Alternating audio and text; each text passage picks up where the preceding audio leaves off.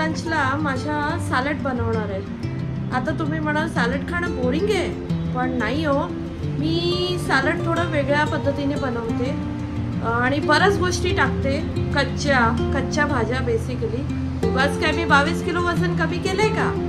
हेच सगळं खाऊन केलंय। बरं, आपलं डोकं हे खूप शार्प असतं। जसं आपण मुलांना पाहतो की त्यांना आपण हेल्दी खाल्लं पाहिजे वगैरे ह्याच्यावर आपण भर देतो, तशी आपल्याला ही गरज असते की हेल्दी खाण्याची।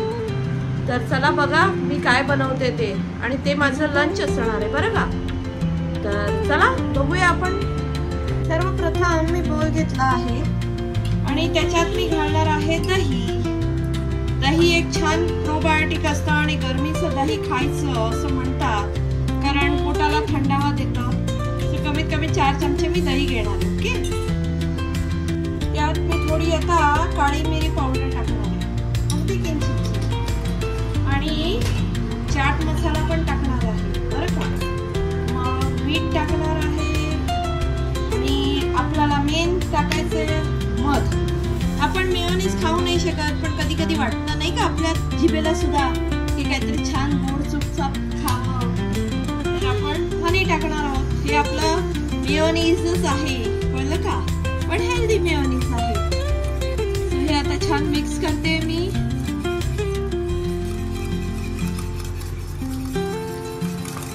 चव बघूया, ह्याच्यात लिंबूही पिळायचंय आपल्याला।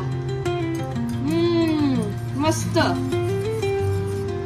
हो, बनवून बघाल तर कळेल ना, नुसतं बघू नका, रेसिपी बनवून बघा आणि खरंच तुम्हाला खूप फायदा होईल यात, कारण मी हेच खाऊन खाऊन मी वजन कमी केलंय माझं बरं का।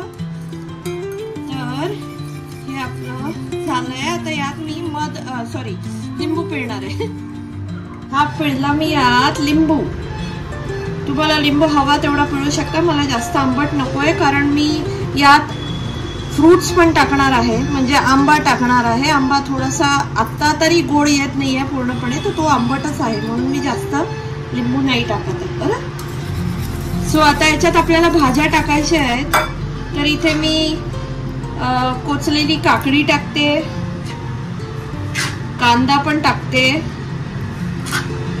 कोबी टाकते किसलेला, टोमॅटो टाकला, गाजर टाकले आणि शिमला मिरची पण टाकली आहे। शिमला मिरची तुम्हाला जर अशी खायला जमत नसेल, कोणाकोणाला गॅस होतात वगैरे, तर तुम्ही थोडीशी तेलावर सॉटेही करू शकता, अगदी कमी तेलात। आणि हे उकडलेले मटार आणि याला काय म्हणतात, मका सॉरी, कधी कधी असं होतं नाही का, तर मका पण उकडलेला आहे मी।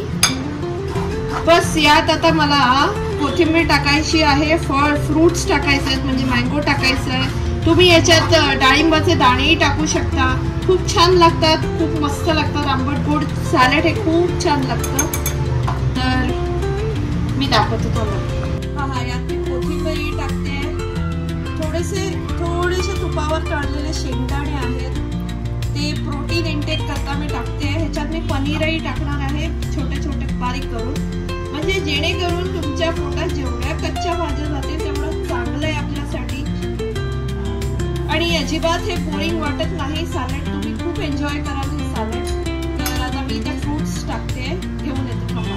हो, मी मँगो टाकला आहे, मँगो जास्त नका टाकू, वजन वाढू देऊ नका। आणि हे आता मी पनीरचे छोटे छोटे पीसेस, हेही आपलं प्रोटीन इंटेक बॅलन्स करेल। आणि यात एक सिक्रेट इन्ग्रेडियंट्स टाकायचे आहे मला।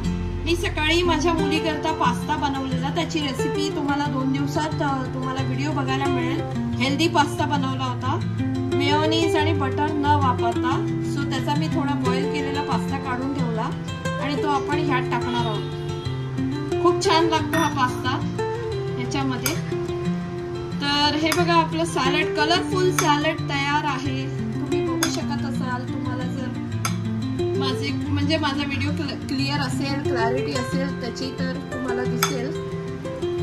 पण हे सगळं तुम्हीच सांगू शकता की व्हिडिओ क्लिअर आहे की नाही। तर चला, मला पटपट तुम्ही कमेंट्स करा, मी कमेंट्सची वाट बघते बरोबर। आणि हे सॅलड नक्की ट्राय करून बघा, खूप छान लागतं, खूप टेस्टी लागतं।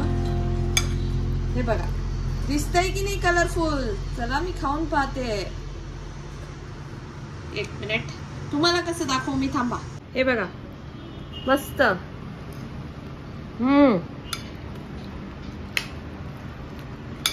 छान थंड आहे अगदी आणि खूप टेस्टी आहे. बनवून बघा नक्की आणि मला कमेंट करा प्लीज. मी वाट पाहते. ओके.